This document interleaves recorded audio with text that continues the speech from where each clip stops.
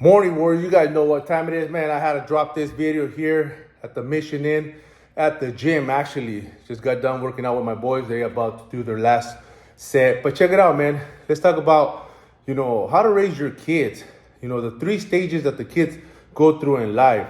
A lot of my team members and followers, they want me to touch on that because they want their kids to be better, better role models, better parents for their future wife and kids. But the only way that's going to work, like I tell them, is you leading by example. You have to set the tone. There's three stages in life when you're raising your kids. When they're little, when they're born, man, you're their everything. You're their superhero. No matter how you're acting, no matter what you're doing, you could be a deadbeat, you could be a drunk, you could be a drug addict. They're gonna see that. They have no other choice. You're their first love. You're the parent that they want to go to and they look up to. Whether you're doing bad, is it right? No, it's not. But that's how we've been raised. That's how we've been groomed. So we don't change it. But that pattern, that behavior, they start picking it up from when they're young. I was a good absorber. As I was growing up, I always pay attention. I paid attention a lot, throughout my, childhood. I was able to, see all that, in my household. Like I said, I told my story before as I was growing up. We had about 7 families living in a pad. We had a back house, we had a front house, different ages of kids and how they were being raised, how they were being taught, how they were being groomed. I seen all that. And as I got older, I learned from, just looking at other relationships, at other, father and son, watching how they were supposedly, teaching them and guiding them. Some of them was to manipulate them so they could become, gang members right after, they were a certain age. They grew into that. There were some that they didn't want their kids to go through that, so they try to deviate and push them away from it, but they were still engaged in it. So they were still acting in a manner of vices, drinking, partying, a lot of disruptive behavior, which they'll pick up. They're like a vacuum when at that age. Like I said, once they hit the teens, and a lot of people, that's one of the hardest age groups to deal with when you have kids, when you have stepkids, especially. I have a lot of people that I know that hit me up and they're like, man, well, I feel like I don't have no right. I feel like, it's not my place to give advice. It's not my kid. But at the end of the day, you're the parent, you're the leader, you're the head of household. You have to speak up. You have to address any situation going on. And that's out of respect. So that's what I tell them. But obviously, you gotta come correct also. You don't want to push them away. You don't want them to rebel on you, because the teenage years, those are the hardest years. And what we do wrong is that those are the years, since they're being so much influenced by schools or by their friends, they start picking up some, their own bad habits or their own pattern or their own train of thought by whoever they're surrounding themselves with. So it's going to be a little bit more challenging, a little bit more complicated, for us to deal with them. And this is where we get it twisted. This is where we start becoming or wanting to be their friends.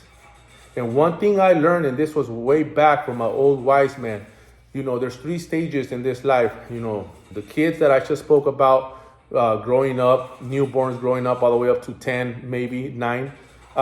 When you're their heroes, no matter how fucked up of a parent you are. But then eventually they're going to catch on. They're going to start being aware of, okay, my dad's fucking a loser.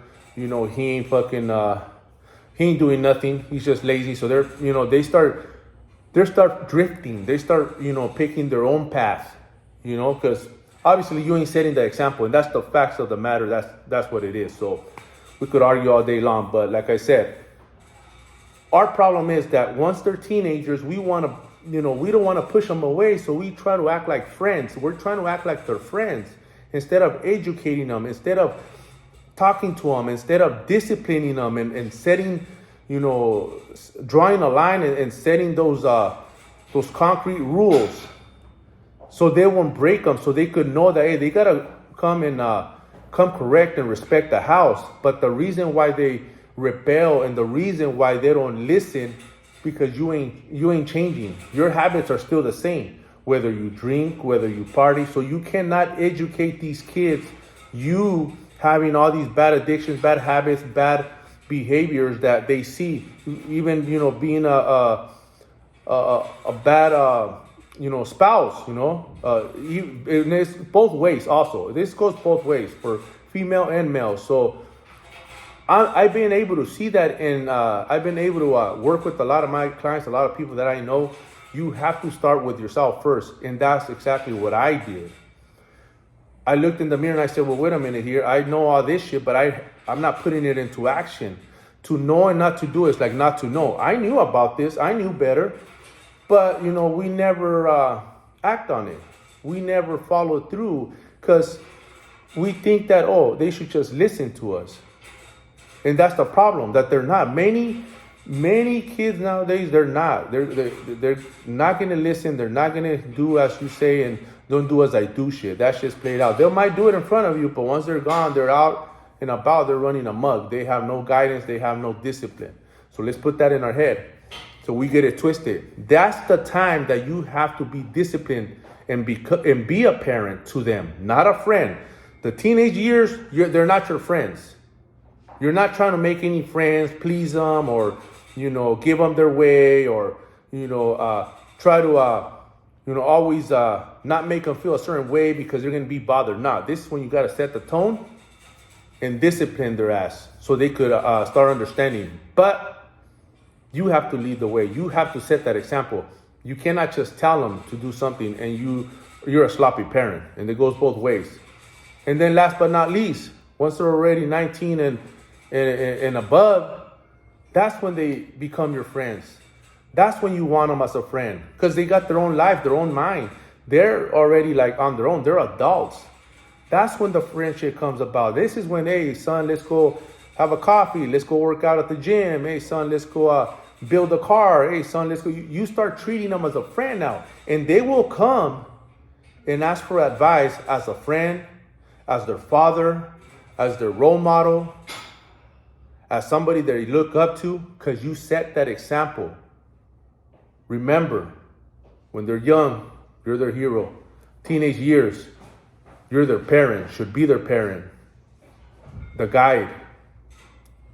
Last but not least, the third phase is when they're your friends. Your kids are your best friends. Your blood, you raised them, the memories that you guys created, the bond that you guys, were able to, create together by leading by example. Hope this video helped, man, because a lot of people are asking me, how do I get my son to work out with me? How do I get my son to listen? And like I said, we got to set the tone. We got to lead by example. That's it. You got to personify the teaching. It's the only way they're going to listen. And sometimes it's not even 99%, it's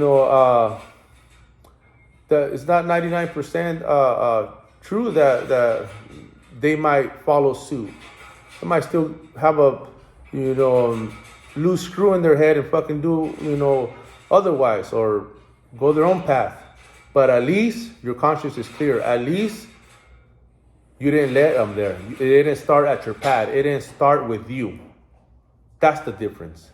Let's run it.